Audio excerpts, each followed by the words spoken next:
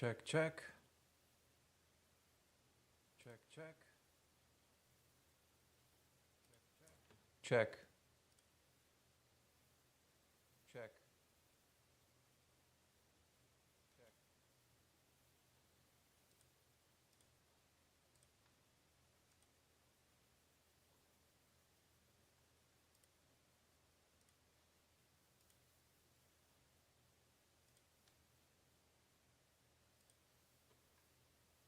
Check.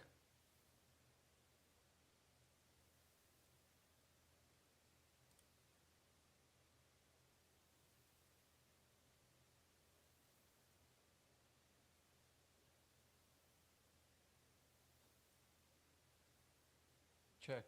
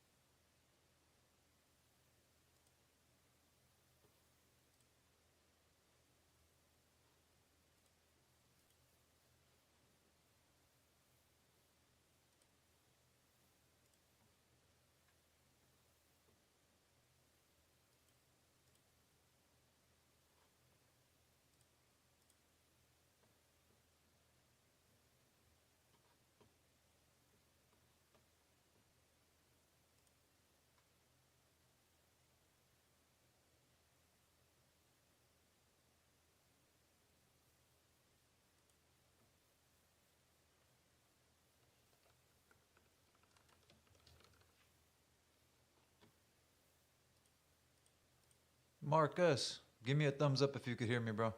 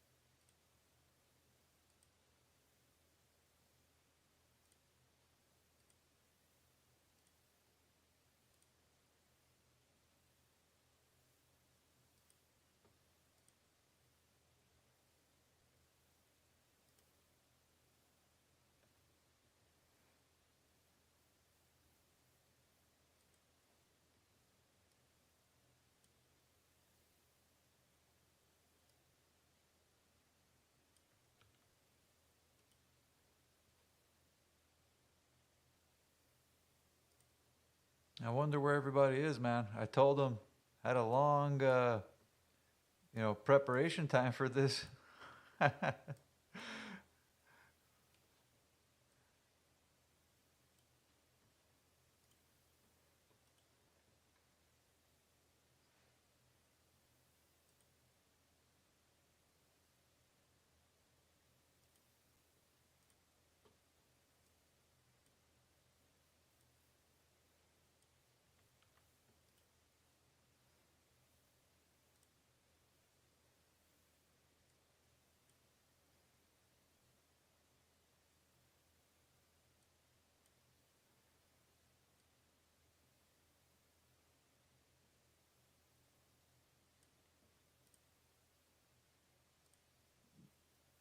Yeah, get up here, man.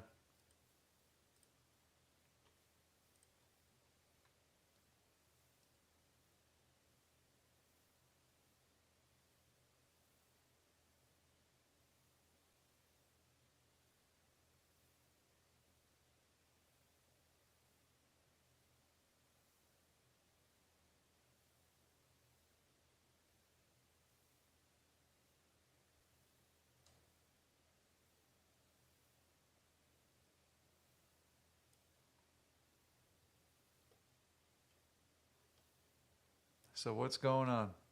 If no one shows up, I guess, bro, I'll probably shut it down. But we'll see. I'll keep you company for a bit. But yeah, I was just messaging people. You know what?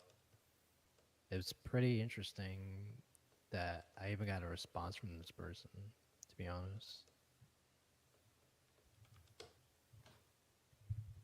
And who might that be? What's up, Joseph? Ayla. Ayla. Oh yeah, cool.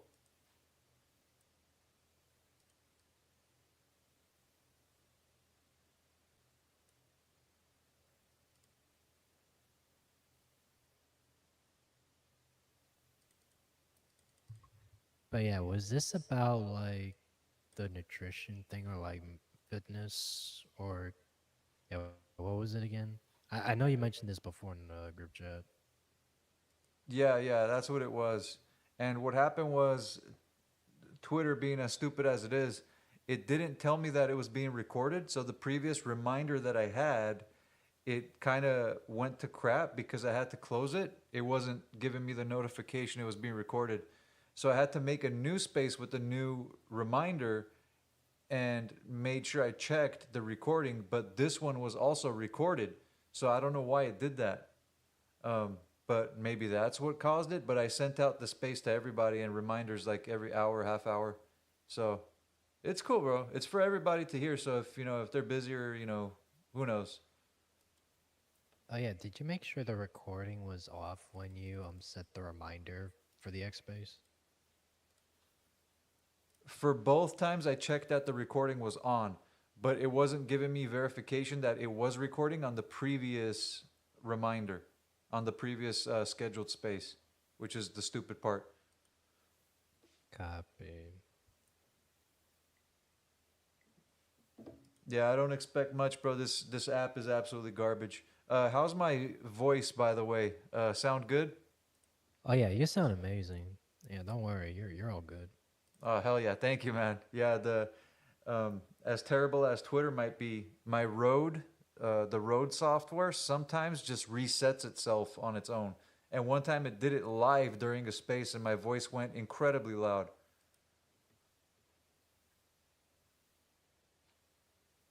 Hey, Caesar's here, so I think it's best if you invite him up. Oh yeah, yeah, of course. Oh guys, and by the way, it's gonna be kind of like a presentation today, but you're all welcome up here so we could just like basically just talk it up until things get going.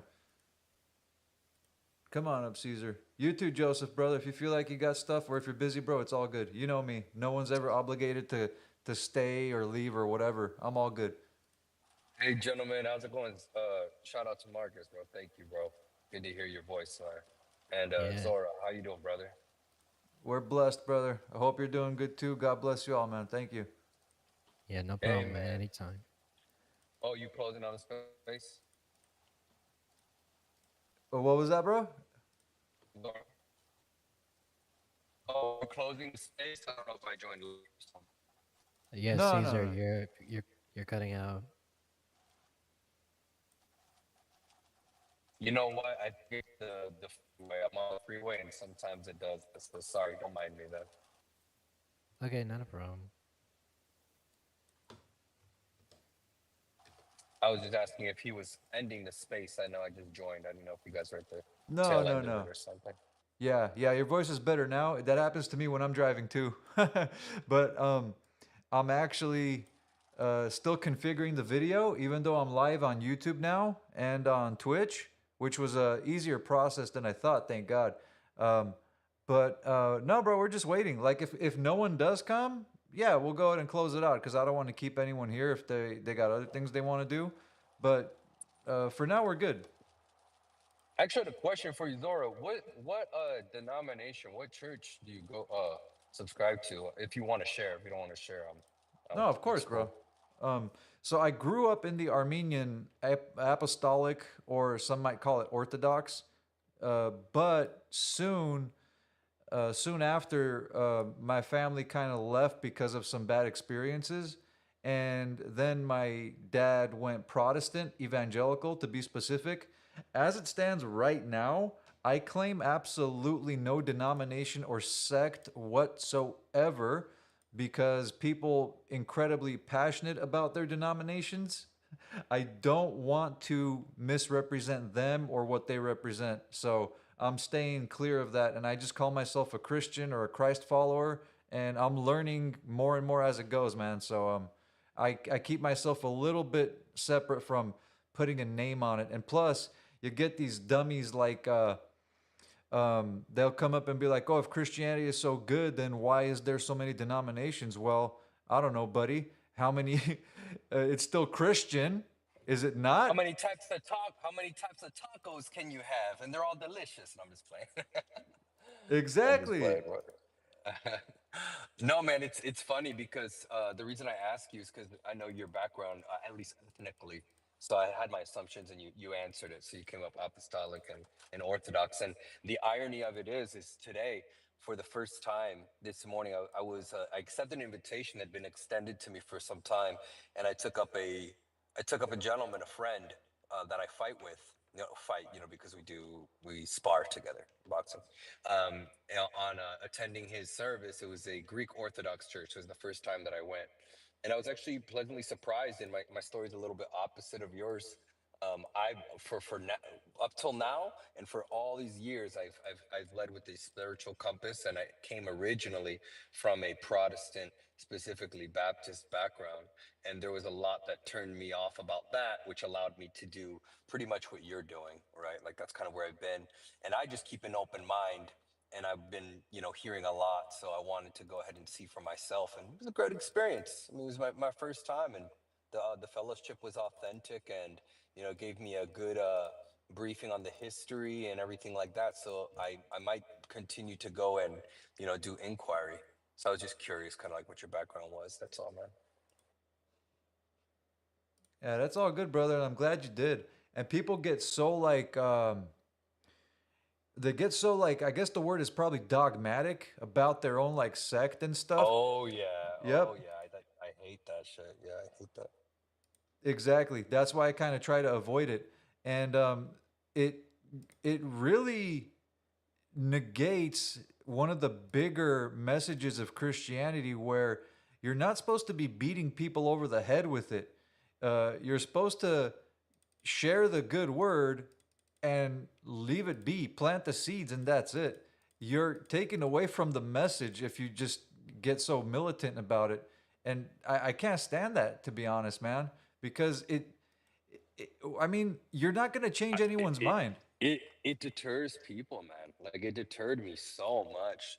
The whole like dogmatic evangelical edge to it. Um, for so long, man, that it really did the opposite. It deterred me, and then just provoked me to have an open mind as much as possible. I completely agree. Unfortunately, so that's the case, bro. But yeah, that's where I stand on it, and I'm glad a lot of people kind of agree with it too. So yeah, man, we're just basically waiting here, guys. We can chill, we can hang out here until like more people come by.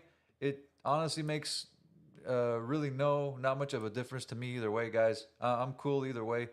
So we'll see. But yeah, this was the big thing I had going, and sent out a bunch of reminders and everything for everyone too. So let's see what happens. What is the discussion today? So in the group chats, I had a bunch of there was a bunch of messages people were asking me like, "What are you doing? How'd you come to this, conclusion?" And I'm like, guys, you know what? Why don't I just make a space about it, and I'll live stream it too and record it, so if whoever wants a reference, you guys have it there.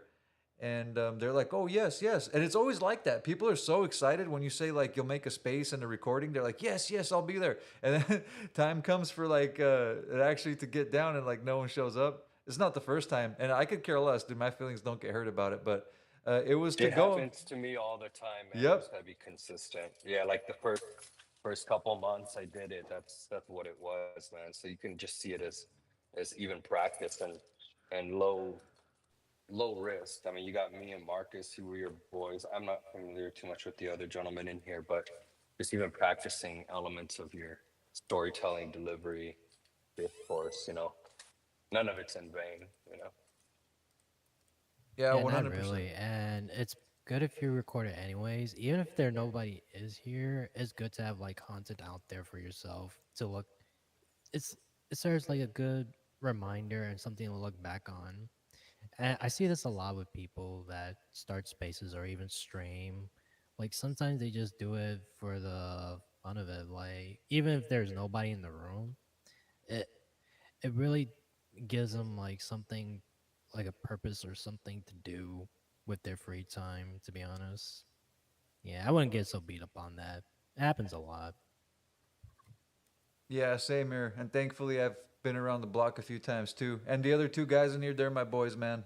Diogenes, Joseph, they're from another group chat. Actually, I think probably the first, if not one of the first communities I was basically adopted into on this garbage app.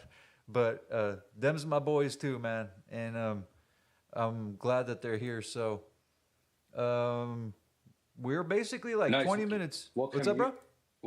what community was it that they're a part of? I guess what is it that holds you guys together in affinity?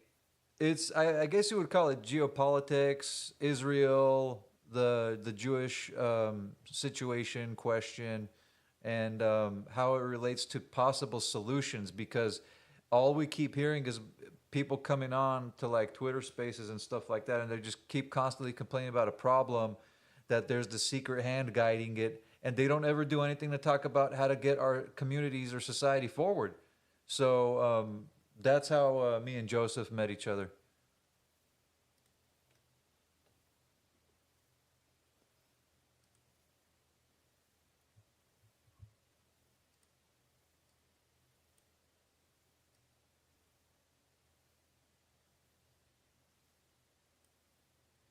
Oh yeah, that reminds me. Wasn't Hannah supposed to be here?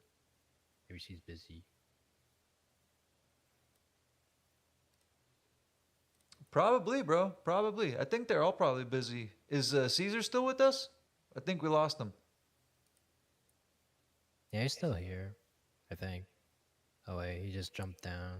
Yeah, I saw that right as you said it. Yeah, here comes Barbie. Yeah, invite Barbie up. We always gotta invite Barbie. Heck yeah, dude. That goes with that question. That's our girl.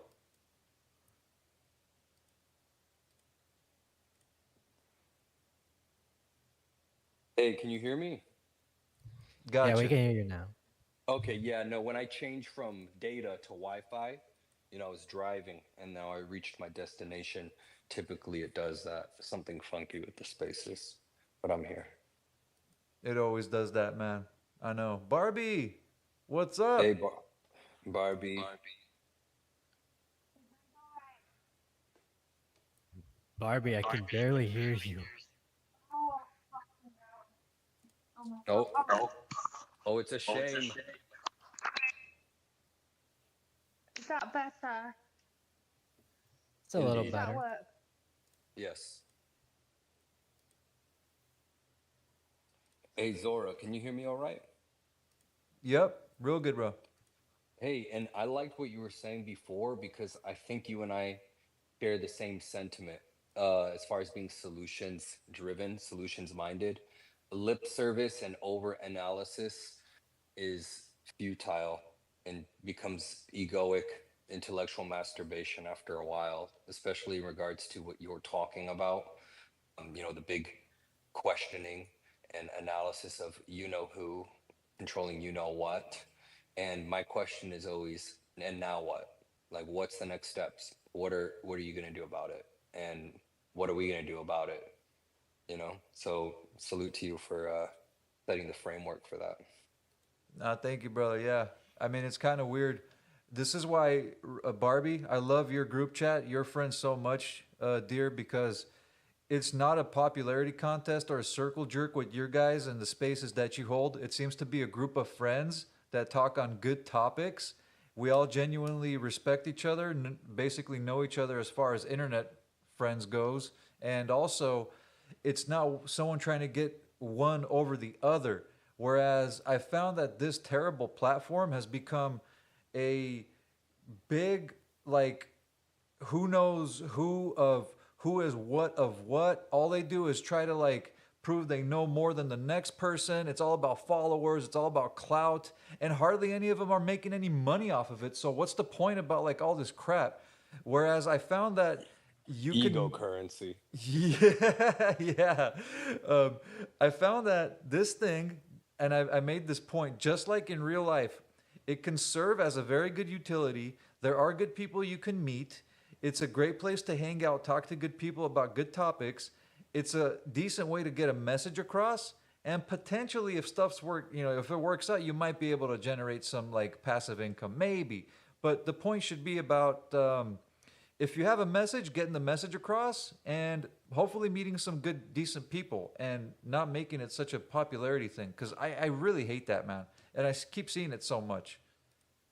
The great thing about Barbie's group and the folks that she's corralled and cultivated and built great fellowship with, and salute to you, Jess. You're just wonderful for that and being consistent. But the wonderful thing behind it is that we're all so different. We all hold actually very, very different opinions, and that elevates consciousness by being able to have that fellowship and elevation of consciousness. Marcus is helping me a lot. He's my right hand man. So he's amazing. Thank you, Marcus is Barbie. Marcus is amazing, bro. I've only ever had good fellowship with him. Yeah, thanks, Caesar. But yeah, any time that I'm in a community and when somebody like makes me part of their team, trust me, I'm gonna find the right people for you. You you can always count on me. I was like this before of my old account. And trust me, I do know how to find good people, but sometimes I make a mistake here and there, which sucks. Yeah, you're not everybody's keeper. We can only do our best with, who we exchange with, because sometimes, may have our assessment and then they may not gel with the others. There's not much in your control for that. There's a few base people I know that are like anti-feminism that I would never invite to that group because I just know that it would be like throwing a grenade in there. Throwing a grenade, literally. Of course. Like their personality, I love them, but they're just so hostile. Not because they're mean, just some people who are like that are so extra. Honestly, if we ever need one of those people, I would invite Dumbcab.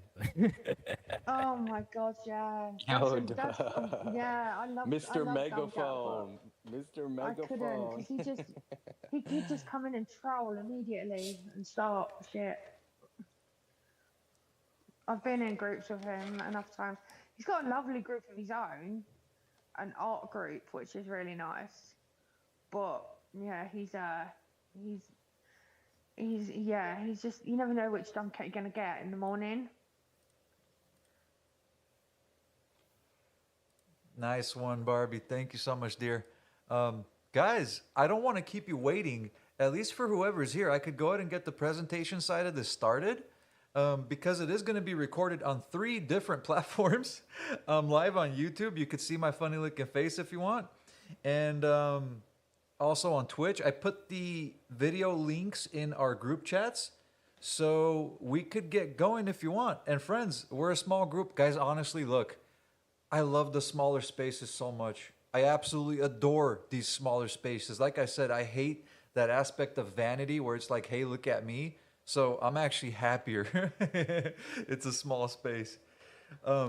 Guys, so it's 12:26 my time. And to respect your time as well, we'll go ahead and get it started. For anyone this is going to be a slight repetition for, I apologize, but it hopefully will find some fertile ground. But this is how the story starts, my friends. The space and the recordings were done, hopefully in an effort to help some people. There was a lot of interest in the group chats, so I decided to make one that people could always refer to. Now, I got to start off with a quick disclaimer. I'm not a doctor. I'm not giving medical advice. If anything, one of my core philosophies is that if we as mankind were created, the only thing that we can be is mankind, which I believe is a conduit for information, specifically good or bad information. So if I want to choose with my free will to be a conduit of good information, I cannot be anything greater than something that can channel good info to people around me. That being said, I don't claim to be a master philosopher, that I know everything about every subject. This is just what I've experienced that I'm hoping that will be positive for other people. And I will share that with you all. I am coming from this background because of my past. And a quick recap of my past, because it's extremely relevant. It goes like this. I grew up relatively a decent, healthy young boy, soon to realize my mother was going through health issues. And the last memory I have of my mother being able to walk, I think I was like 5 years old. That's when she jokingly made a promise to me saying, hey, Jor, if I ever need your help, are you going to take care of me? And I said, Mom, of course. I think she made me promise, and I made that promise. Now, it should go without saying that if you have a family member, especially a parent, that needs caring for, you do it out of your own good will. You don't need to make a promise. But I guess a promise can help you. So I really stuck to that promise, really, really closely. Unfortunately, her situation deteriorated. She went from using the walls, holding herself up with the walls to walk in the hallways, to needing a wheelchair, into my teenage years when I was a sophomore in high school, that she needed a full-time electric wheelchair, but she could operate it with her hands. This is where I come into the picture. I was a chubby, relatively chubby teenager. I played basketball my whole life. I had some slight health issues with sleep and energy levels. Nothing too serious or alarming. I picked up tennis when I was 15 and a half years old, which if you want to have a future in tennis, you got to start when you're like 5 or 6. I took such a liking to this sport that in my first 8 months, my serve was reaching close to over 100 miles an hour. I was beating our team's top players, and my health was the best. I was the best student in math. I was on my way to be a valedictorian with top grades and everything, and life was good. Now, I had the choice to be a player, all this crap, and I said no. I always thought that dignity, integrity, morals for a man should be the same as a woman, in the sense that you need to keep yourself clean. So I never did it. I always thought that it's always one man, one woman, they get married and that's it. And hopefully they're both, in the faith of, in my case, they're both Christian. So I was a good little boy. I never went to parties. I didn't drink. I didn't do drugs. And I always stayed away from that scene. What happened afterwards was very, unfortunate because one day during practice, I noticed that my shots in my tennis shots were going out of bounds. This isn't a point of bragging, but my shots never went out. It was very powerful and a very precise swing I had. My shot started going out, and I'm like, wait a second, something's wrong. All of a sudden, I start losing my ability to focus. My vision starts to go bad. My focus, my energy, my mind, my physical, mental, all sorts of capabilities all just go to hell. And I don't know what happened. I couldn't even read a book because it would cause so much pain and stress on my eyes. So soon to turn into, I couldn't sleep, I could hardly eat, and I was basically a walking, living zombie. Guess what? Doctors didn't know what was wrong with me, naturally. Very barely struggled through the last 2 years of high school. Almost failed, unfortunately, but got through it. And then in 2010, because I was very vocal about my symptoms, I met this lady who says, I know what you're going through because I went through something similar as well. She pointed me towards adrenals, what might be happening with your adrenal glands. I started taking some supplements from the pharmacy she recommended. I almost thought I was completely cured. That's how good they were. At the same time, my mother's situation got worse. She started developing from her previous diagnosis, which was multiple sclerosis. Your immune system attacks your nerves and your nerves don't function.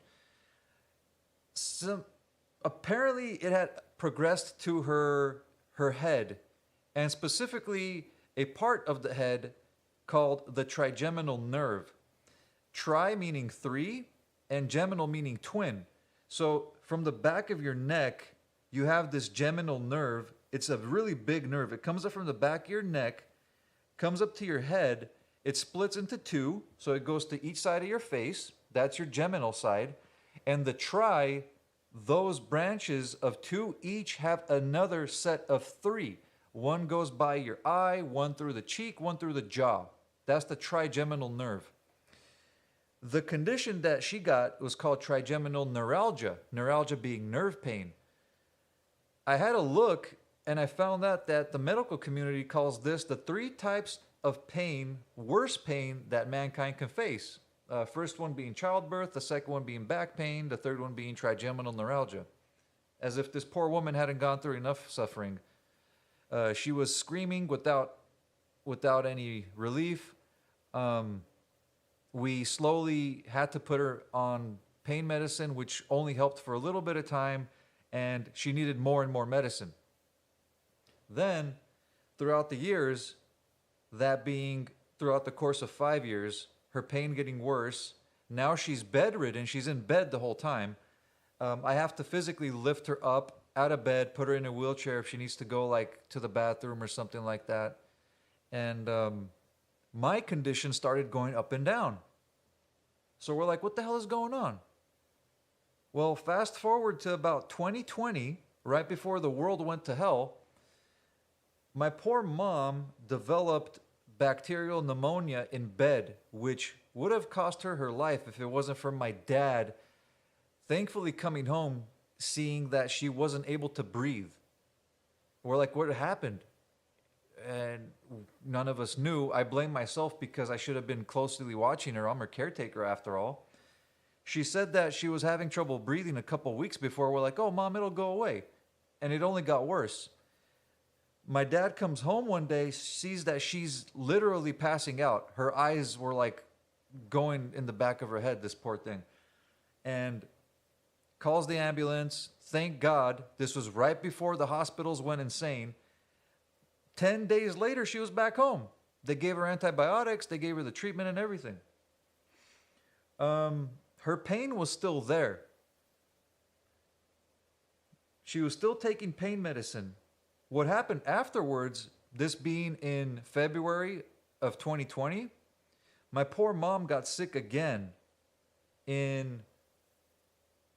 is the end of 2021. Now, this time it was very scary, but it was the same thing, bacterial pneumonia. Turns out when someone is always laying down, whenever they get a cold, somehow it goes to their lungs. So they develop pneumonia pretty quickly if they're always laying down. And she got pneumonia again, but we couldn't take her to the hospital now because God knows if we would see her again. They wouldn't even allow visitors. So what did we do? We did the best we could. And this is where it gets crazy. We looked at everything that was available to us. It wasn't enough.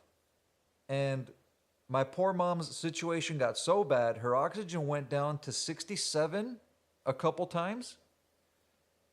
And me and my brothers looked at each other. We said, if we're going to go down, we're not going to go down without a fight. I got on my knees. I laid hands on my mom. I prayed over her. I said, Heavenly Father, forgive us. In Jesus' name, we rebuke this illness. We thank you for everything. My mom is healed. Thanks to your sacrifice and to your love. Amen. Her oxygen shot up to 88.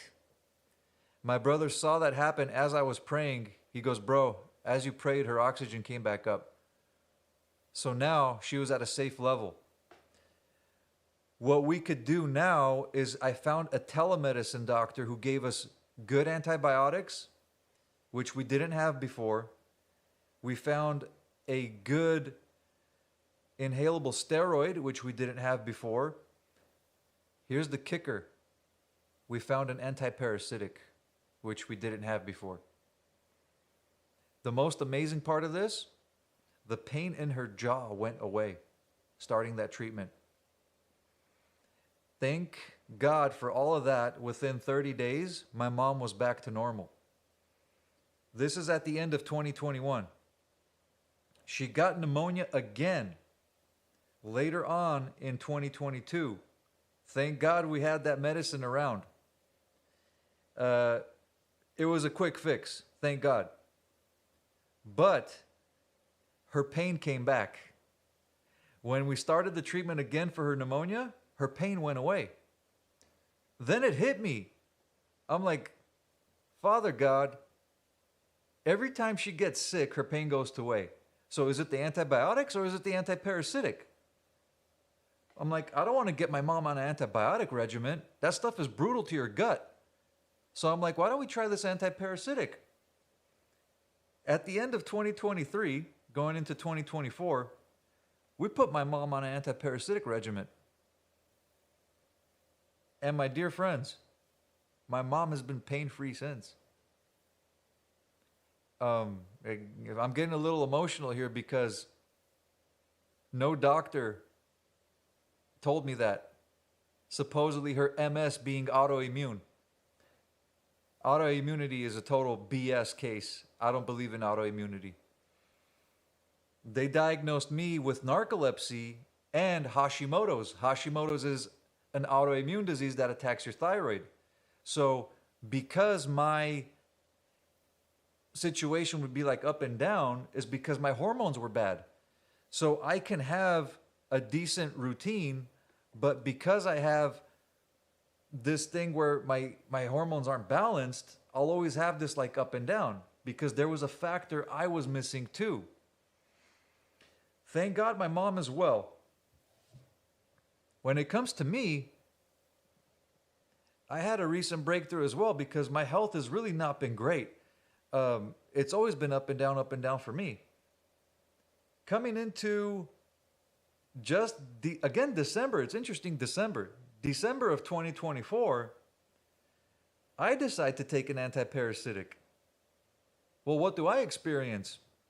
During the time I'm eating the most, during the time that I have the most going on in my life, the most stress, I remember I was the happiest. I had the most energy. I had the most defined abs I had ever had when I started an antiparasitic. I had to get off of it because I couldn't afford it for me and my mom. And I suffered greatly for it. But coming back to it now, I found another way for me to get an anti-parasitic regimen started for me, and also have my mom do hers. And my son, I'm also going to get him on one too. So what does all this come to, my friends? I found out that this strange tingling sensation I would get in my thyroid whenever I would feel tired and bad and started gaining weight, I was having parasites in my thyroid. Once I would take an antiparasitic, that stinging would go away. My hormones would fix themselves. I would feel great. Now, in my mom's case, it's already clear. They even talked about a certain type of a parasite that infiltrates the nerves and the brains, which is what causes MS. And to wrap this all up, my friends, this being the testimony side of it, I'll take Caesar, bro. I'll take your question right after I'm done with the testimony side. Before I get into strategies, is what does this all prove? The medical system failed me and my family over and over again. Thank God, by God's grace, that still silent voice I heard in my mind say, why don't you try this drug for your mom's pain? Can anyone explain to me how nerve pain is stopped by taking an antiparasitic? I don't think so, guys. So how amazing that was. The underlying issue seems to be that in the past they knew this, but now it's basically hidden. That going back to an awesome practitioner of the Gerson therapy, I forgot this doctor's name. He lives in Florida. He says Dr. Gerson, who was a German doctor in the 40s and 50s, developed a specific diet that would basically help their bodies clean themselves of cancer. It starts off with vegetable and fruit juices and then progressively adds other things. This doctor recounts Dr. Gerson's therapy of being very specific on one function of the body. That function is metabolism.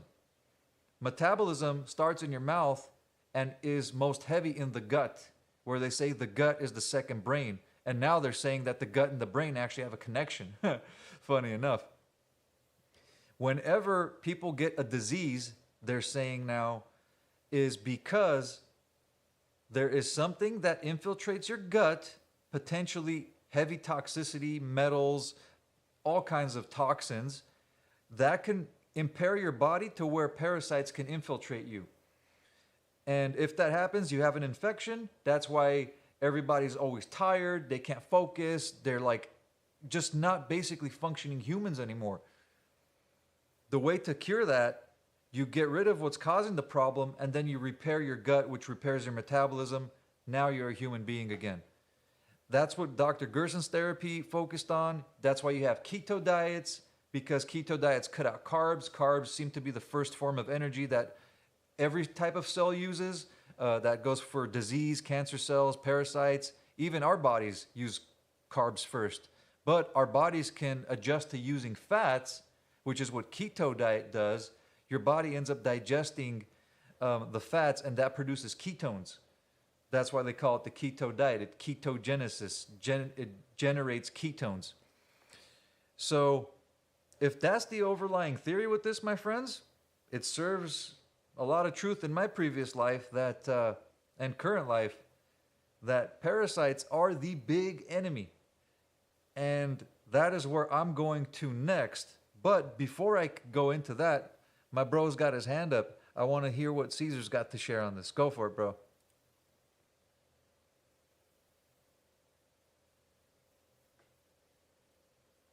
You still there? There you are. Yes, apologies. Sorry. Yeah, the great testimony, man. Thank you for that. You know, you're probably going to get there, so I'm probably putting the cart before the horse here. But I was really interested to know what the protocol was that you assigned to your mother that aided in her MS remission, right? You know, somebody who's had autoimmune challenges, myself, I have a pretty wicked and wild testimony as well. I'll reserve that for some other time, but I'd be very interested to see what that protocol is like, and to see if it's congruent with the knowledge that I've acquired. over the years and how I've optimized my health. You know, every generation of my family has some form of an autoimmune response, or AKA autoimmune disease.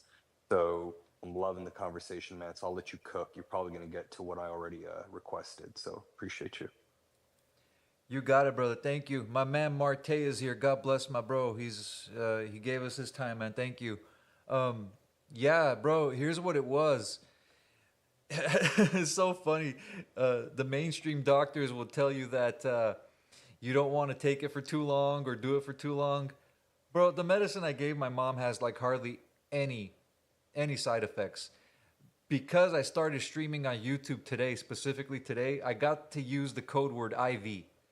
That's the name of the drug. It's huge in the news right now. All right.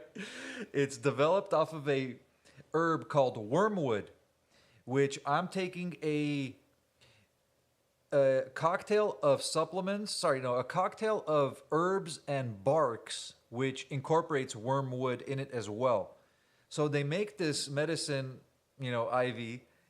Uh, they is based off of wormwood, and wormwood is a natural anti-parasitic. The way that again, brother, all glory goes to God here. I claim none of this.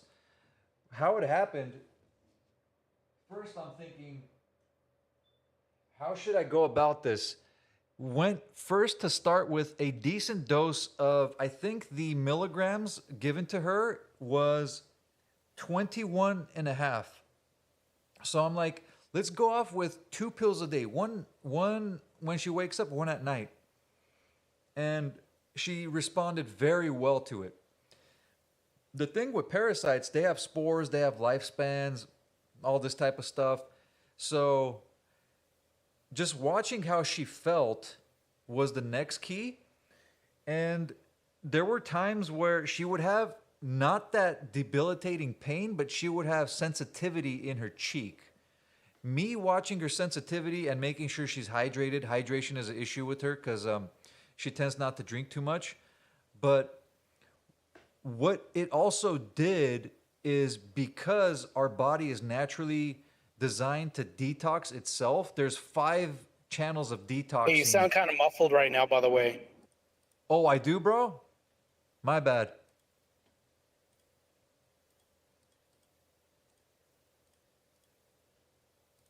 How's that? Like, I don't know if it's just me, but can anybody else hear him right now? Because you're really low. Yeah, I can hear him, No, Marte. it's just I you, think it's on Ben. your end. Yeah, you should restart because you sound a bit low, Marte.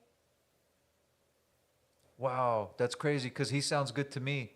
Hey, it's Twitter. What are you going to do? Yeah, bro, come back. If you need to restart, Marte, you're always up here, bro. Yeah, it was at the thing right here.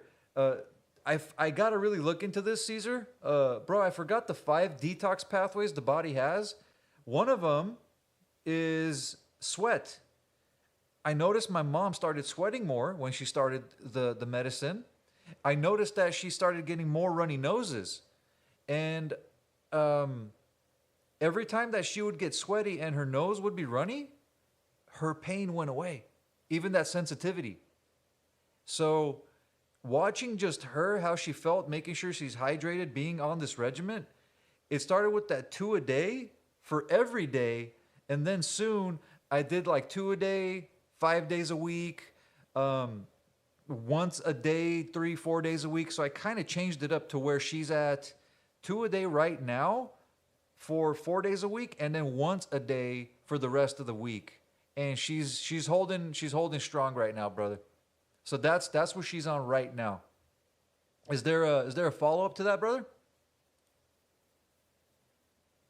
No, man. No, if you ever do a post or have literature on it, I think that would be, great. And I think that could be utilized by many folks. My only suggestion would be to preface it with that you're not a medical professional. And it's just a testimony. But I think that it's something worth definitely sharing. So people can extrapolate what's useful, maybe do their own research, etc. Because I've heard of many different protocols, especially when it comes to parasite cleanses etc. I would definitely, if I were you, consider, publishing something, whether a blog or otherwise, if you haven't done so already. If you have, please link me. Thank you, bro. I haven't done it yet. It's so funny. The prescribing doctor for my mom, I'm like, Doc, we got to make a protocol. Hopefully, make some money off of this stuff.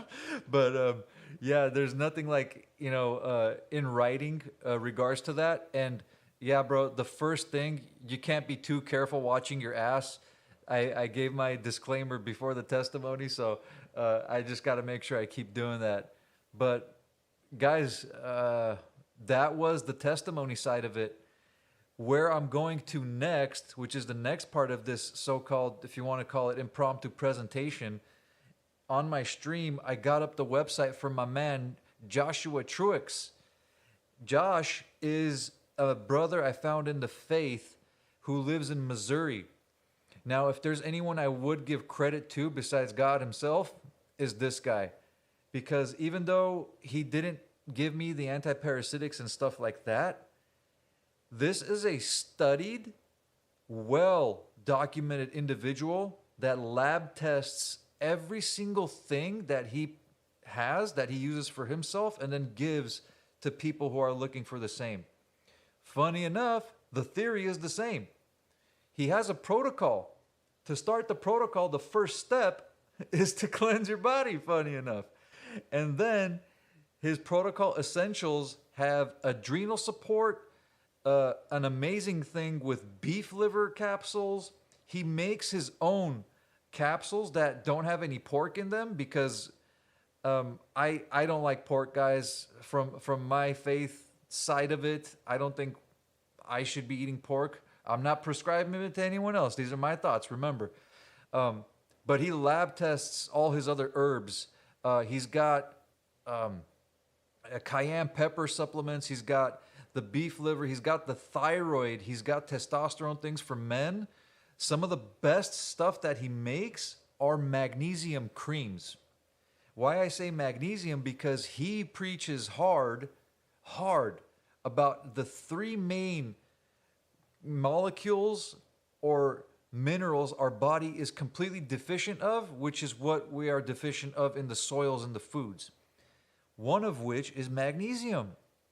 He's got the two best types of magnesium ready in his supplements. They are to provide mental clarity, energy, and a better function of your, guess what, metabolism.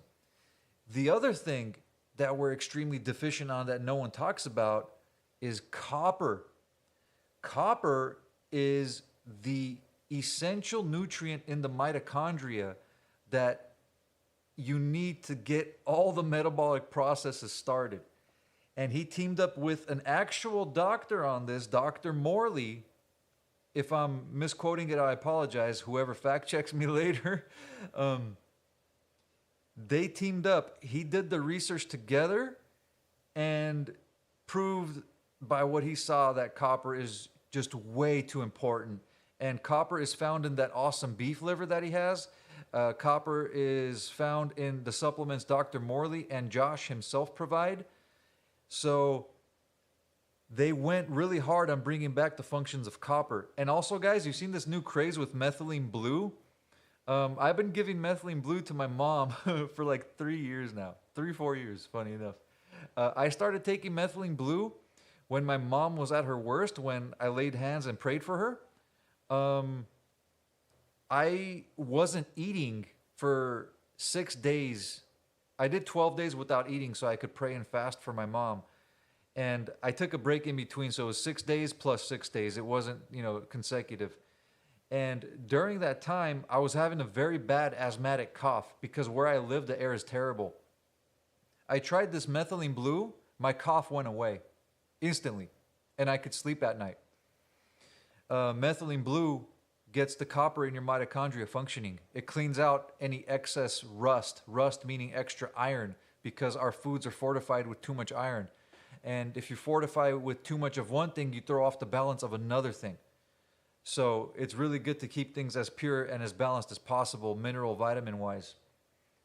Now, since then, my friends, earlier this year, having my situation kind of be up and down, I decided to take things seriously. And last Sunday, I have a strict diet and eating schedule.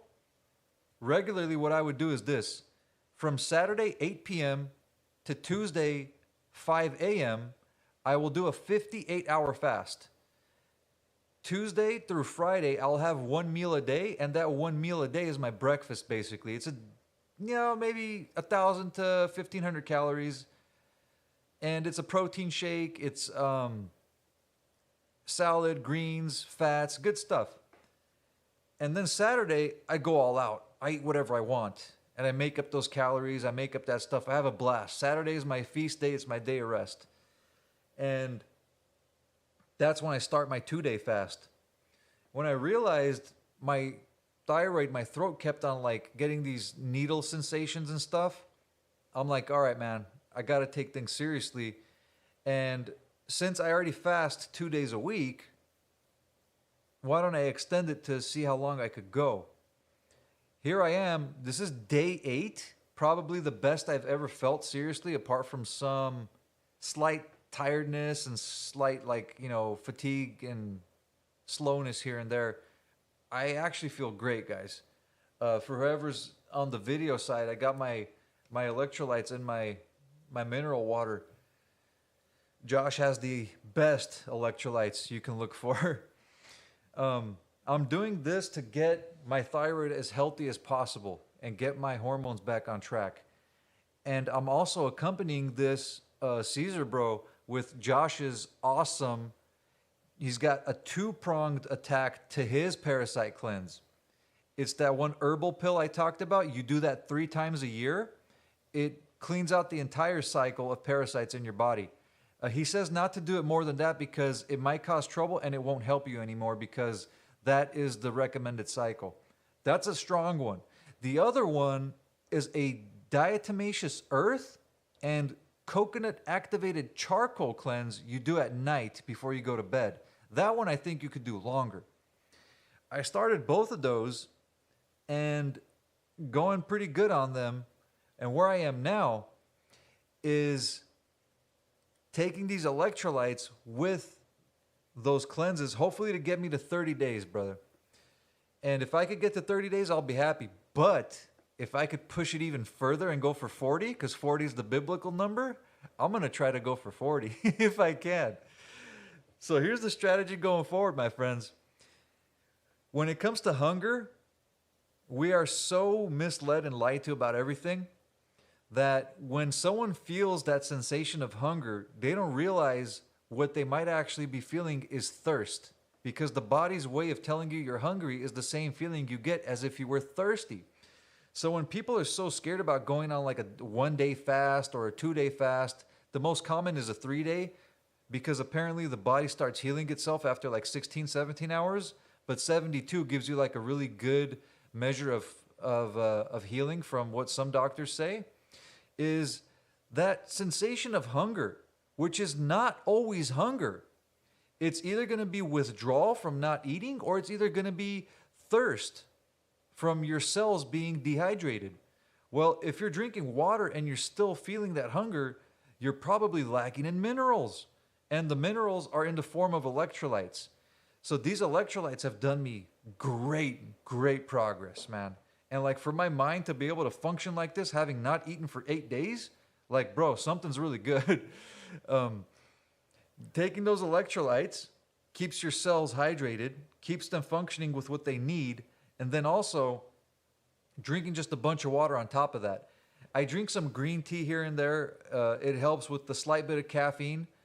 And getting back to my eating, I just might have some fun with it. We'll see how I do. But currently, my friends, with the previous stuff, the testimony, it's always going to be the parasites that are going to be my biggest enemy. And what I'm going to do now is, hopefully, God willing, once I'm done with this fast and this cleanse, is try to incorporate this in my daily and take some of those good supplements, but on a more serious and structured regimen, because they're very specific on when to take them. Like you have to have some on an empty stomach, some after, before a meal, all this type of thing. And thank God I take really good notes. I'm documenting how I feel throughout all of this. And once I can get to a consistent level of good energy and function, and hopefully I finish my schooling this year, God willing, that would be an added part to the testimony with this upcoming strategy. So that being said, my friends, that was a decent about 30-minute little presentation for you all. I'm hoping it was encouraging to see where my practice has led me.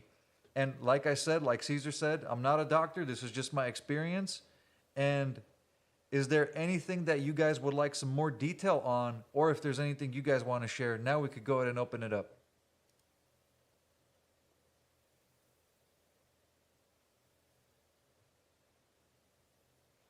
That was really good.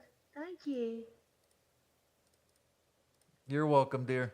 You Thank gave me a you. lot to think about. Zora, I think it's wonderful to have these discussions, and there should be more of them. You've actually inspired me to perhaps consider opening up more about that history myself and my journey.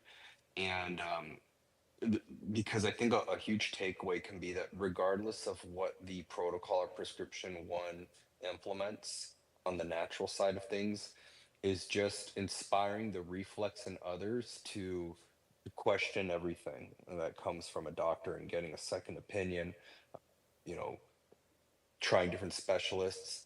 And if you want to go the natural route, knowing that there's a whole world of abundant information in that regards. So many of us out of desperation can feel pigeonholed. We take one particular route that's prescribed to us, which then creates a whole other set of issues. So having these discussions in and of itself can bolster one's confidence in knowing that there are various other solutions and that everybody's really unique. All our bodies are have different histories, different epigenetics, etc.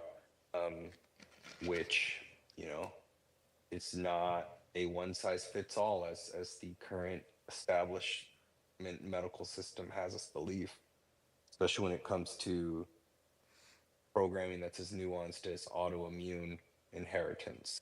Right? So salute to you, and we'll definitely talk more on the back chat with some other things we can brainstorm on within this vein. Amen, brother. My brother Joseph down there, he's probably tired of hearing this. I keep saying, guys, the reason I got more vocal on social media is because of this testimony to share. Because I keep thinking to myself, when I was going through that hell with my mom, how fortunate I would have been if someone shared this information I didn't know at the time. And I hopefully could be that voice for others in at least opening their eyes, not prescribing, because again, I'm not a doctor, right? But hopefully just say, guys, look, there are other ways that we should probably be looking into, Caesar, just like you said, bro. And also, this part about this is where I'm kind of sad because Barbie, dear, if you ever wanted to try the supplements, Joshua's in Missouri. I think his shipping still works worldwide, but I'm sure there's so many people that like are tuned to this. But yeah, brother, for sure. I mean, we can't be scared to share the good information, any experience. You don't know who's going to be captivated by it. And funny enough, what Josh in his protocol says, that as different as our bodies and our pre-existing conditions might be, when it comes to the essentials, the body, no matter how different it is, most likely is going to need the same essentials. That's why in his protocol, he has a certain side called essentials, and then he has a certain side called things that you can take with your essentials to get them working faster. So, and those are the essentials are like the detox things, the beef liver for the copper, the thyroid for the hormones, and the magnesium for the skin, and all that good stuff. So for sure, man, it's like it's strange that this is all kept from us. And I go back to one of my original philosophies that we're born into a lie and we don't know what we can trust. And there's that saying that believe half of what you see and none of what you hear. That is so true. So that being said, are there any other comments anyone wishes to share or questions for any more detail? I'll be happy to entertain.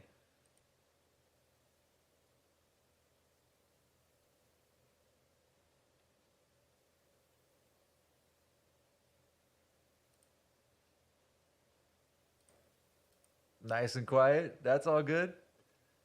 I'm all good with the guys. Let's see. And also, they even, guys, they even tied this stuff to psychological things too. So it just goes to show how important the metabolism, the gut health really is. And it's like when I started my charcoal, the charcoal cleanse, I'm on, I think, the second week on my charcoal cleanse. When I would go work out, I work out 3 times a week. And Mondays when I work out, I'm working out on an empty stomach. And I noticed that, like, sometimes when I exercise, hungry or not, like, my muscles shake. They got this twitch in them. And I remember one of my streamer guys I used to listen to, he had a blood work done, and hey, this is a different type of blood work as well. Check this out. His blood work was done under a light microscope. So not ones where they take a specimen and then, like, wait for, I don't know, to dry out and all this, and then they look at the blood. This guy had it done under light, and he saw that there were actual, like, amoeba in his blood. And the amoeba were basically the first sign of cancer. And he said he also had this twitching thing in his arms. And I'm like, man, why am I twitching when I'm exercising? Maybe my muscles are just cold. Thank God, having taken my charcoal cleanse, whenever I'm exercising now, my muscles are smooth. And going on 8-9 day fast, I have more energy now on this cleanse, being on this fast and exercising, than I did when I was eating, guys. Make it make sense. Like, seriously, make it make sense. It just goes to show you how amazing the body really is. That's another one. And I think Caesar left. But also, my friends, here's another thing I want to mention.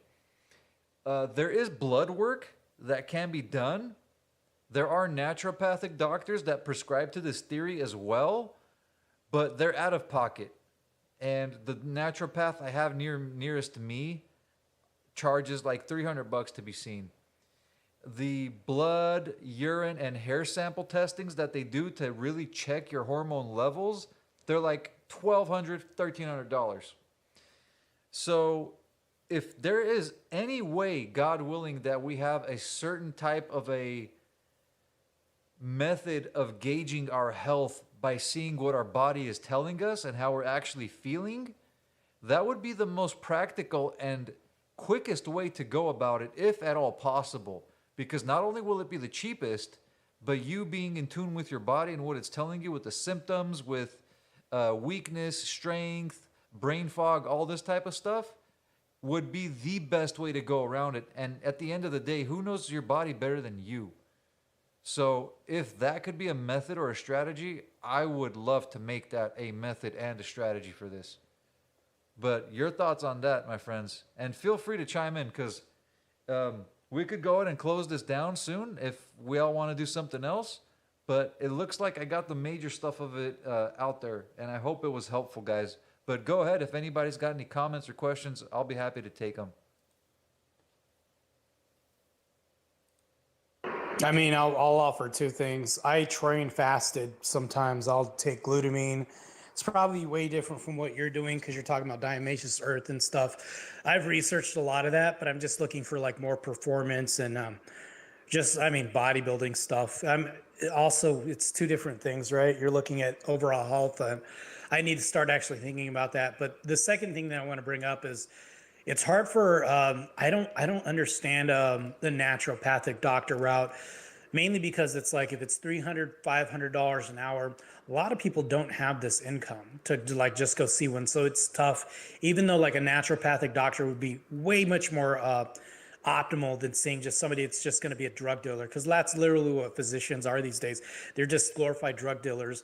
So if we do want to see that, it's like, it's a very hard thing to prescribe. It's like telling people that you need to be on a diet, but then salad costs more than junk food. There's a dollar menu for unhealthy stuff, but then everything else that is healthy is more expensive. Case in point, the naturopath, $500, $300 an hour. So that's the tough part, is like trying to get people on board with that, is cost benefits analysis. That's going to be a hard workaround.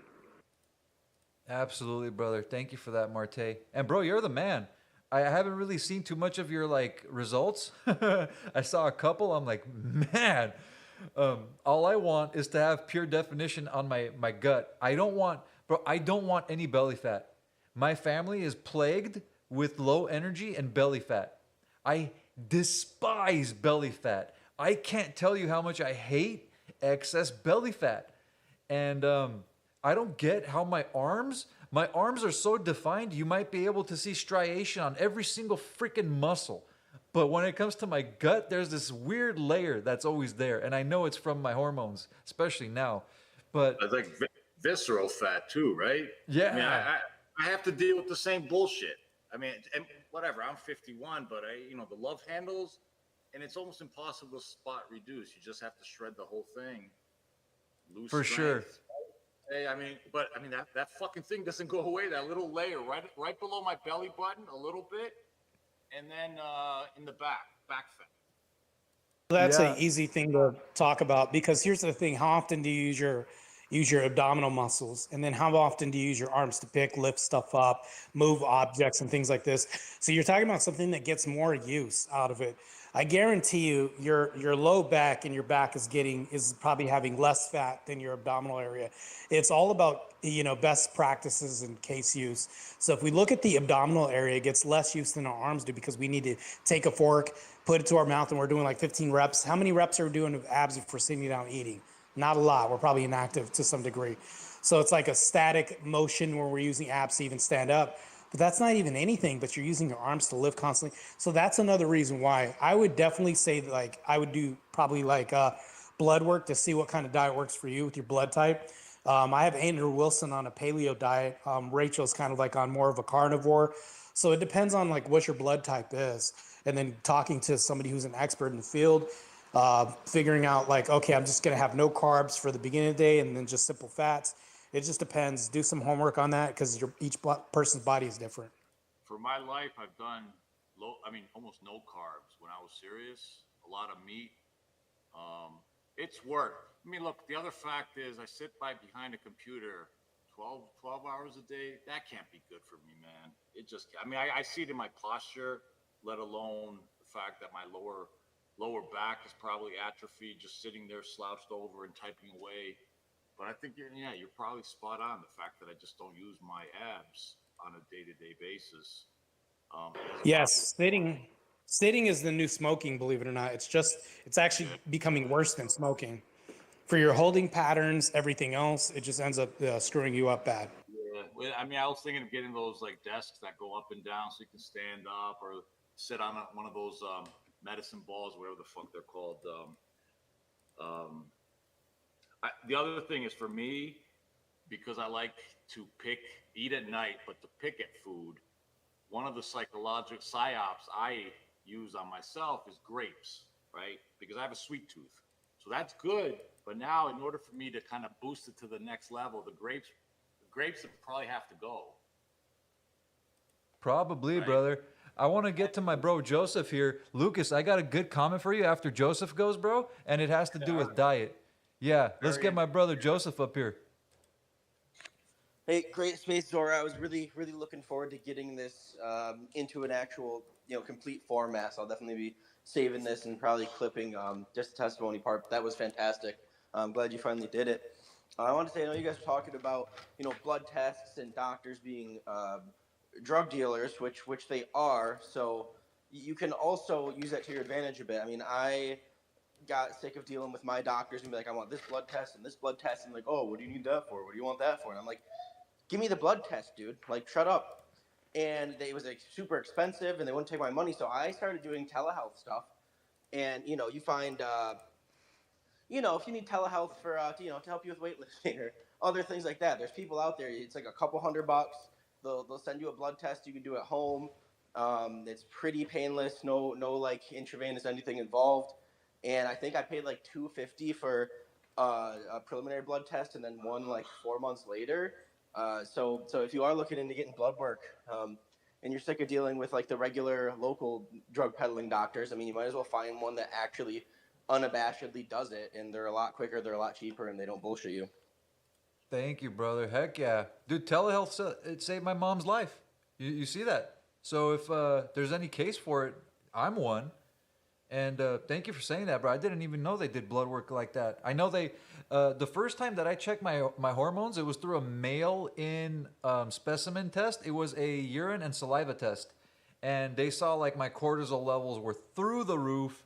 Everything else was low that needed to be higher. Whatever needed to be high or needed to be lowered was high. So like everything was out of whack. So yeah, bro, thank you for that.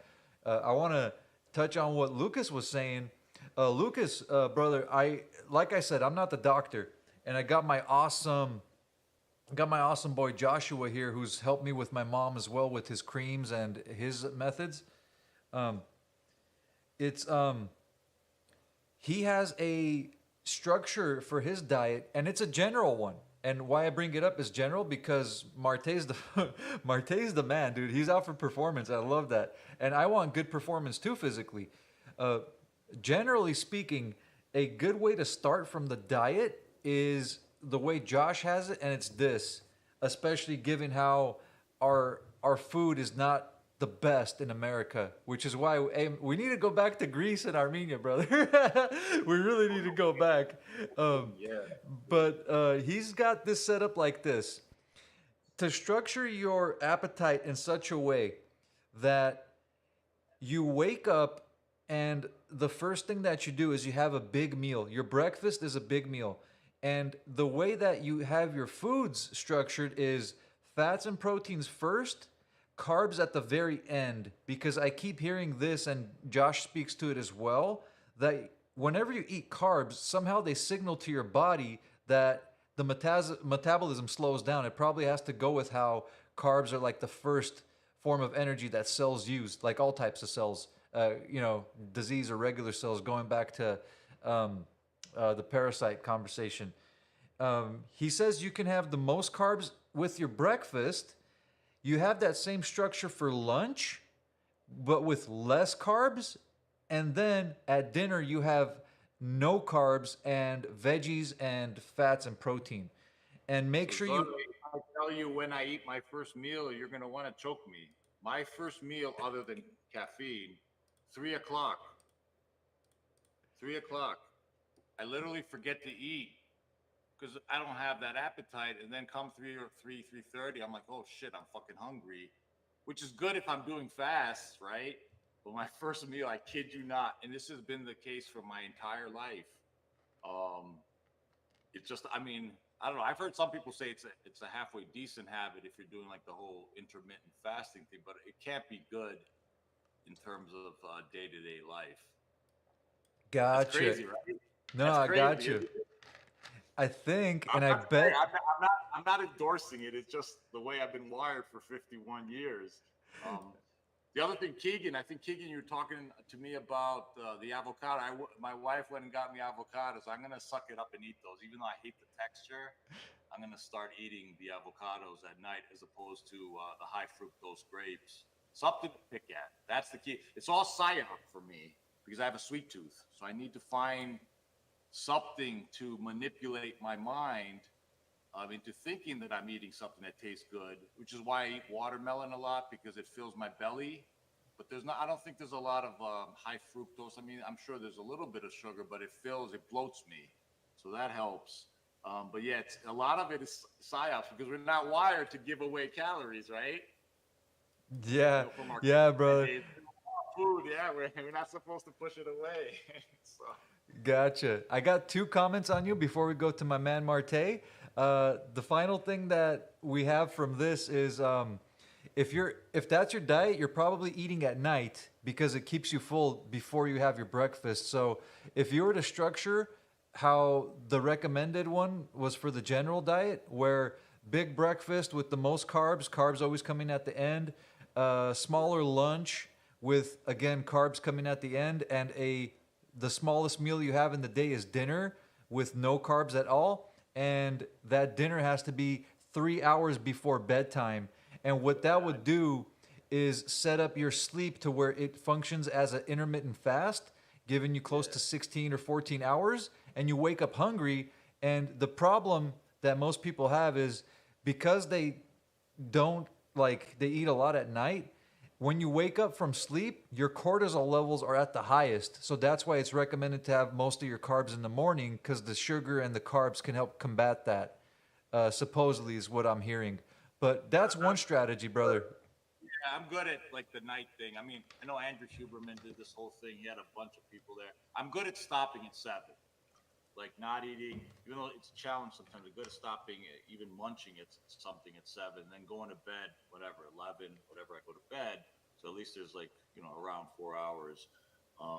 But yeah, I don't know. I don't know if, and I don't do, I stay clear from carbs, like almost entirely.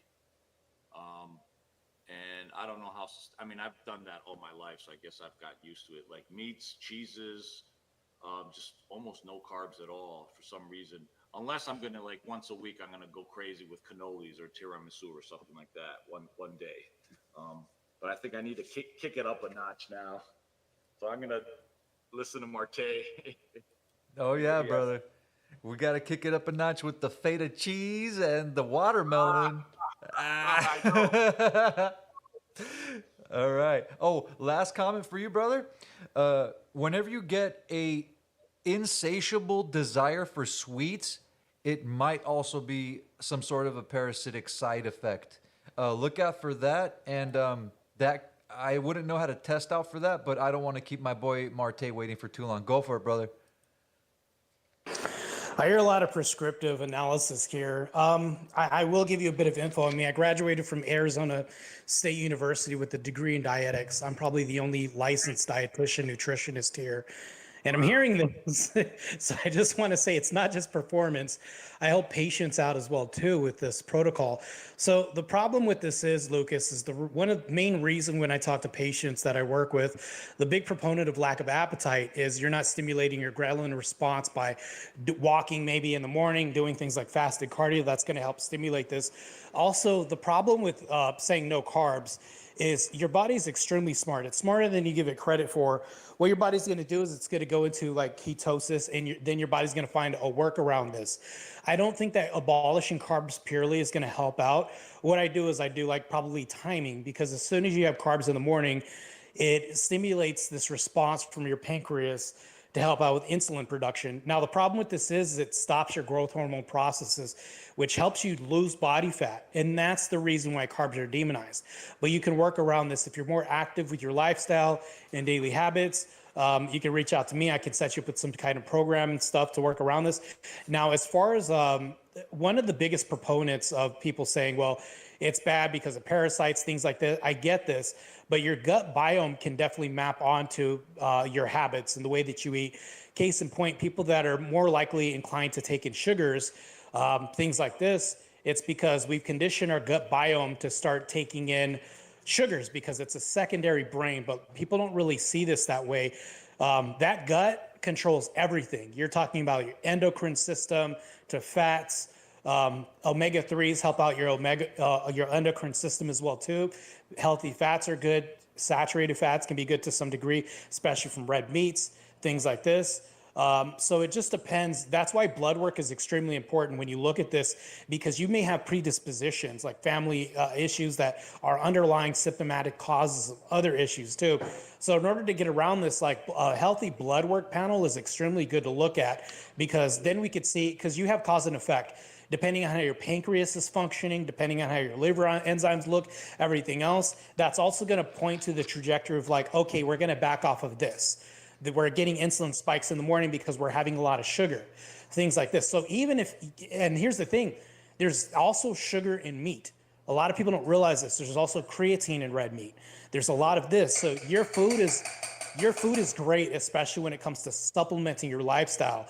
If any of you guys have questions, you guys can reach out to me and I can help you out with little tips and tricks as far as nutrition.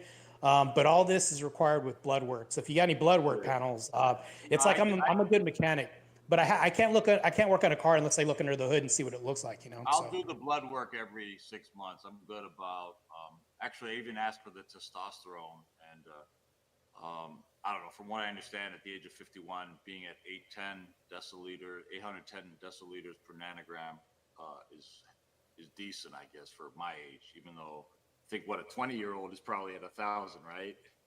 Well, that's going to point to like causation. If we look at your test production, that's going to point to, okay, what we can fill in, because we have like stop gaps that are great, but they're just fillers into what we can have like as a permanent solution. To be honest with you, I'm going to be frank with you, Lucas. You just need to stop fucking taking the sugar. Like that's the best way. The best way to do this is to kind of just have your gut for your bio, like your flora, your gut flora, remap itself just by not touching it. Case in point, I've had clients eliminate it from their house entirely. Like they got rid of all the sweets, like every single sweets. Don't even bring it in your house. Things like this are going to help. And before you go out eating or shopping, make sure that you're not in an empty stomach. You know, things like this. Start prepping food more. There's ways that we can avoid, eating sugars and things like that. But fruit wouldn't be included in that, right? Fruit is a sugar, fructose. I would say here's the problem with fruit. Me and nutritionists have like gone back and forth with this. You need to be able to time it. So think about fruit as like a form of like natural candy. There's no other way to say it's going to hurt when I tell nutritionists this sometimes too, but you need to give your body a reason for having this reward. If you think about this as a reward system, hey, I did like a 2-mile walk. I can take this grapefruit. I did this and that. I need to do this. But you see how not only are we using like a natural resource of movement, because lack of movement is the biggest disease we have in our country. If you don't give your body a reason to use this, you've given something that you feel like you deserve, but you've never earned it. So you start looking at food as like a tool instead of like a fun time. Once you start seeing this, your body's going to change a little bit. Candidly, I'm looking to tweet. I'm at like 15 or 16% body fat, and I want to go down. And I can see, look, the shadows of a 6-pack or whatever it is at 15 or so. I want to get it down to like 12, presumably at 12, somewhere around there. I'd be able to see a more full 6-pack, I think. I mean, that's what I want to do. So that's why I keep saying I want to kick it up a notch. And look, with the testosterone, I cheat a little bit. I take these 2 supplements, Tongkat Ali and the Fogaja, which has really helped me. I don't know what other people's experience has been on that. Because I was actually considering testosterone replacement therapy when I initially got my blood test with the requested testosterone test. I was already taking that supplement, and it was 810, and the doctor's like, "No, I'm not putting you on TRT. It's like you're not a candidate for it, basically." So, but yeah, that's what my goal is, to kind of knock the body fat percentage from like 15 or 16, wherever I may be now, to like 12. So yeah, I think it's now just tweaking. I would suspect. Nice, brother. Thank you, Marte. Good stuff, man. Yeah, thank you, Marte, bro. Please, if I just want to rehash, bro. I'm not a doctor or dietitian or anything. Those are just my experiences I shared with Lucas about the structured diet and all that. So if it came off as prescriptive, sorry, I apologize. It's just I'm sharing my experience in case it might be something beneficial, or he might want to try. We're looking to you. We're deferring to your expertise. I mean, at least Well, I am. here's the thing, I'm though. listening to you, brother. I'm not going to condemn Zora, condemn him for saying these things, because look, there needs to be an example that we can look at, because Zora can provide an experiment that's worked for him. Because if it's worked for him, it can probably work for you. But here's the problem, though. This is where cookie cutter rhetoric comes from. It's like, well, I tried this, you should try that, and that'll work, right? That happens a whole lot. I don't think I have a counter for you, Zora, that's not why I'm here. I'm just supposed to be a fly on the wall listening. But I think that it's good to have resource, and this is a good conversation, have feedback. Like, this isn't like I'm right and you're wrong. That's the last place I want to come from. But I think that listening to your perspective, I don't know, I could probably learn some shit from you, bro. Like, you never know. Just because I have a license doesn't mean I know everything, because new innovations are coming out every day, especially when it comes to naturopathy and medicine. And, you're talking about organic foods and stuff, which, by the way, that's getting bastardized, and minerals are being stripped from the soil. So now our fruit is really not as wholesome as we think it is, or vegetables. But that's neither here nor less. You might know something I don't. So I'm also a listener too. I believe it's not cookie cutter. It's kind of a little bit of trial and error, right? Well, that's where cookie cutter comes from. A lot of trial and error. It worked for me, so hey, try this. Yeah, but I mean, look, I may try, let's say but X person recommends and it doesn't work, and then Y comes along and he recommends a little tweak or something, and I'm like, ah, shit, this actually works. And I guess as long as the parameters, the knowledge parameters are there, which you would be the expert there. But yeah, obviously, there's no guarantees. Every human being's different, and their metabolism, their genetics are different. And again, I'm looking to tweak at this point. So tweaking is very, very finite and granular. Absolutely, brother. And yeah, Marte, bro. I was just like rehashing because, bro, I really got a lot of respect for you. I know that I'm willing to hear from you everything you got to say. I didn't take it as disrespect, and I wanted to make sure whatever I said wasn't disrespect either, because these are just coming from things I've tried, I've read, and I've heard. And that's the whole thing, brother. It's about sharing the information. So I really appreciate you saying that. But it Yeah, looks it's like good, man. yeah. Did you Like have things something like else? diatomaceous earth have multi-source resources. Like if we think about this, like if you put diatomaceous earth in front of your door and you have a problem, it can get in their exoskeleton and like destroy them.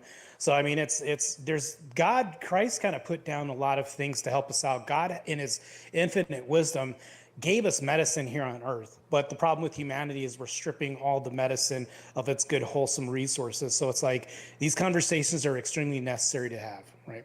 So no, you're good, bro. Thank you, my man. Heck yeah. It looks like we got through that one pretty good. Are there any more comments, or should I, guys, should I start telling you about some Greek and Armenian cuisine? Get us all fat off of this before anything. What do we got? More questions for Marte? Any details, guys? Feel free.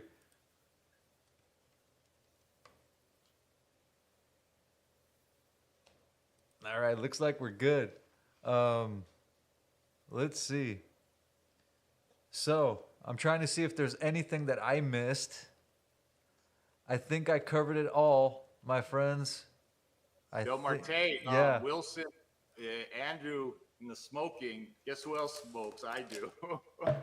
But the funny thing is, I know he's online. He's like, yeah, well, what baby steps? The reality is those are countervailing forces, dropping weight or tweaking weight and working and then quitting smoking. They kind of work the opposite direction.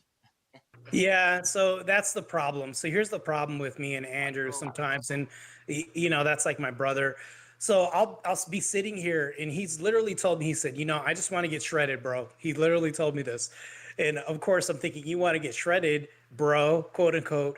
And I'm seeing him on stream, and he's drinking a Coors. I'm just like, what the? Are you? I want to strangle the shit out of you right now. But at the same time, I have to realize, okay, well, I could use this to my advantage and destroy him in a debate on why he's wrong on this, because he's holding to a performative contradiction. I want to get shredded, but Coors.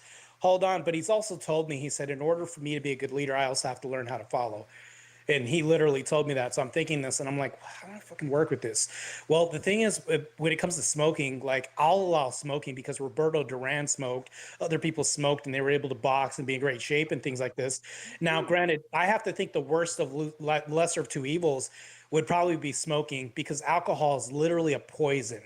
And it does far more damage. You're talking about radicals that free radicals we're inviting in our system. Your body has to fight more. It has to process more with alcohols. And not to mention that, you're talking about liver enzymes coming up, other issues. Sugar alcohols are alongside that too. It's like literally probably 5 times worse than cigarettes. So empty calories. I mean, look, when I was at 9%, I used to smoke. When I used to play basketball or run, whatever. I mean, what was the first thing I did after I got done playing like 3 hours of basketball? Light up a cigarette, right? Now, of course, that catches up with you. Let me not. But the way I always frame it is, as a lawyer, I got off easy by being a smoker, because half of us are either alcoholics and the other half are cokeheads. So, but no, I don't think you could do it both at once, because if you quit smoking, all you want to do, because of that physical whatever it is, that moving the cigarette to the mouth, all you want to do is eat. People put on weight. It has to be one and then the other. yeah, it's so when it comes to like habits and vices and things like that, it's better for us to work on one thing at a time instead of like a whole. It's tougher to fucking beat two beasts at the same time. That's my last and only vice. And I started smoking in law school. That's the sad thing. Before that, I played baseball. I probably one of the only person on this space that has never done weed either. I was a Boy Scout up until law school, and then law school corrupted me, got me smoking. Alcohol is such empty, useless calories, though, isn't it? Well, it's not the calories. I wouldn't even say that that's the worst thing because we eat a lot of things with empty calories, but yet, we can, our body moves. And as long as our body moves, the calories are going to be ineffective depending on how much we move. We can mitigate that. What we can't mitigate are the effects of alcohol because it's a literal poison. It's also anti-muscle. It's also a catabolic thing that we're drinking, which means, anti-muscle.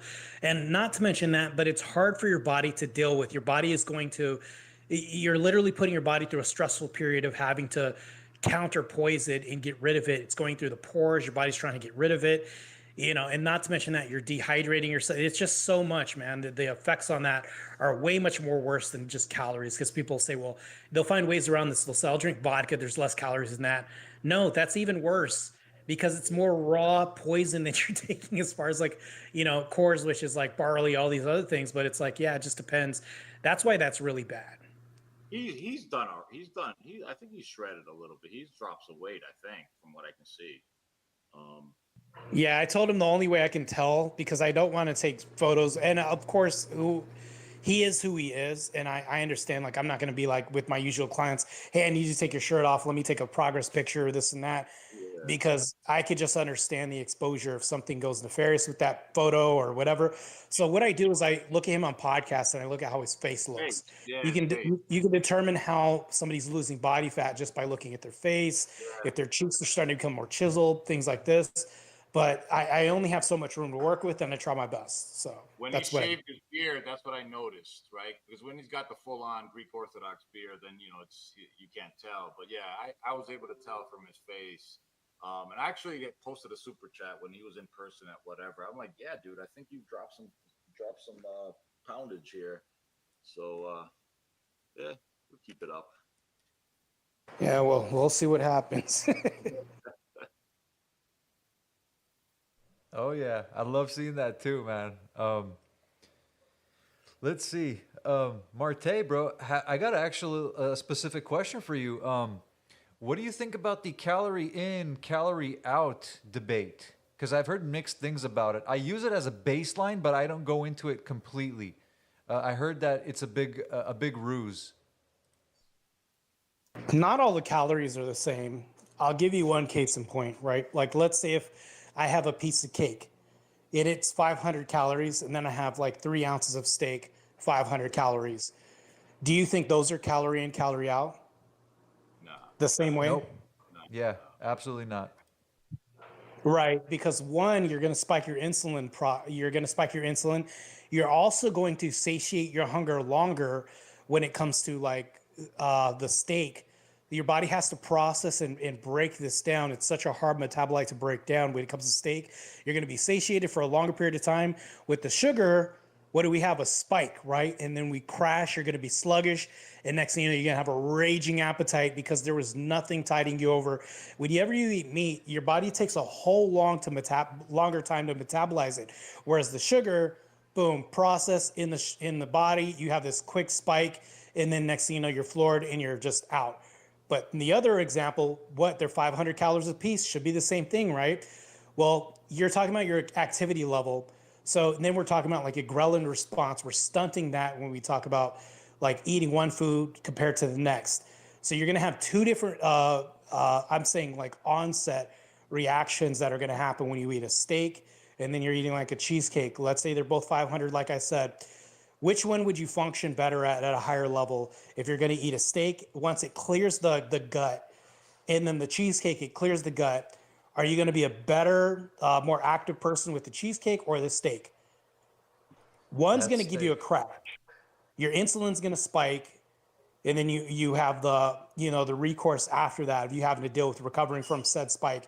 You don't have any of this happening from the steak. Big time difference. So it's not the calories, it's what you eat. I would say that. Because people will say, no, I don't eat at night. I try to not eat too late. But here's the thing though, if you're eating something like, let's say if I eat celery and I eat the leanest cut of steak, my body has to process this. There's creatine. Not only that, but my body has to burn more calories also to break down the steak in my stomach. But then if I don't eat, now my body has to store fat because it doesn't know when the next meal is coming. You ever see those pigeons? You give them like crackers and stuff. The reason why they eat fast is because they don't know when the next meal is coming. They're not literally not trained to eat. They're scavengers. When you don't eat or you don't schedule your body to eat at a certain time, you're programming it to scavenge, and now it's holding on to shit. So that's why we can have the reverse effect of like, oh, I just don't eat before I go to bed. Well, actually, now your body's going to hold on to more fat because it doesn't know when the next meal is coming. So it's storing. You're in survival, literally putting it in some stasis of survival mode. So it's good to eat, put your body on a schedule, and it's what you eat. It's not really the calorie count. So when people do this, do calorie counts, to me, that's nonsensical. You also have to be active. There's a whole lot. It's more of a comprehensive approach, but that's just simplifying it. Yep, absolutely, brother. Couldn't agree more. Thank you for that good answer. You covered a lot of the good bases there, and it's so unfortunate. Like it goes always back to the sugars, or just like how they need to be used properly, and not that they're necessarily bad, but that there's a time and place for them. And I just think that the diet that we've been told that we need to have here, in the Western countries is just like, it's basically all carbs and it's all sugar and it's all fortified. I mean, the last time I checked, Wonder Bread had high fructose corn syrup in it. I'm like, why in the hell does bread need to have high fructose corn syrup in it?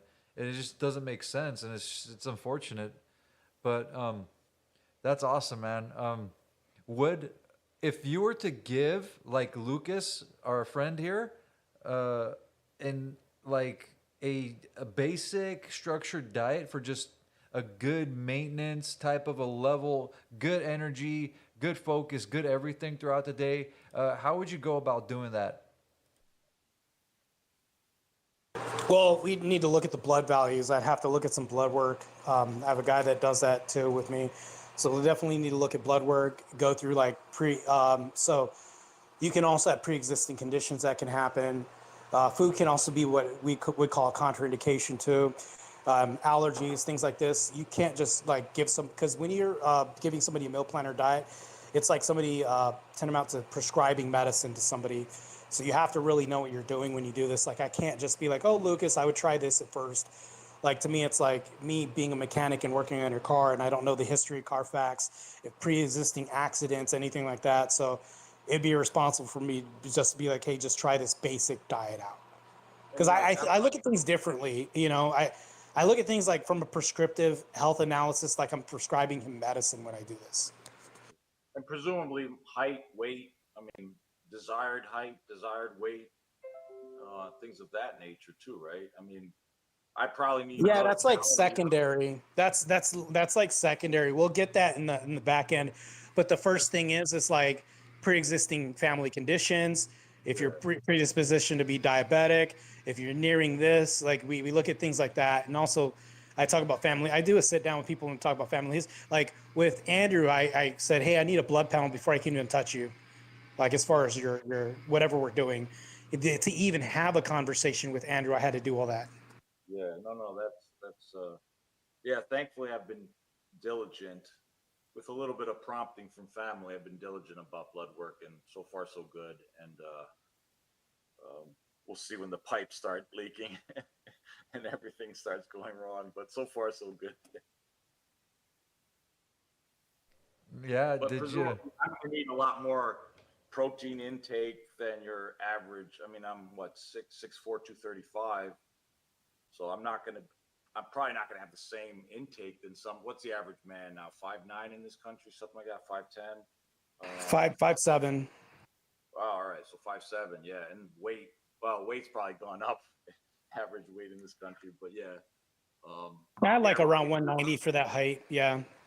The ironic thing is that I was probably the lowest body fat percentage when I was actually heavier than I am now, because obviously I was more muscular then. I think I was like 245 but this was this was like a decade and a half ago. So Yeah, it's funny when I was gonna ask Andrew for progress pictures, it just so happened to be like I know it was a while ago, but after that Wes Watson debacle, shave your arms, bro. It's like around all this. And of course, he was definitely hesitant to send me any photos and all that. I was like, you know what? We don't even got to do that because it just so happened to be around a bad time when Wes Watson had this altercation with him and he was in Miami. I was like, yeah, this isn't, you know what? I'll just treat him a little bit Watson was like, differently because of wow. that.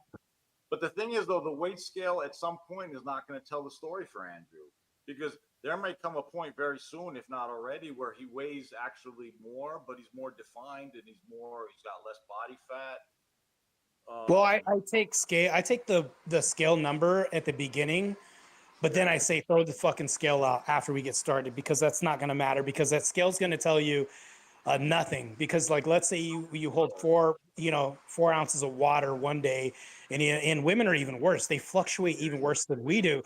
So that scale's really going to lie to women. If you want a woman to go nuts and go chaotic in her head, have her step on the scale every day. I know. She'll lose her shit, bro. It's like, so that's why I tell clients the best way you can do this and do it using an indicator. I'll tell Andrew is how your clothes fit and how you look in the mirror.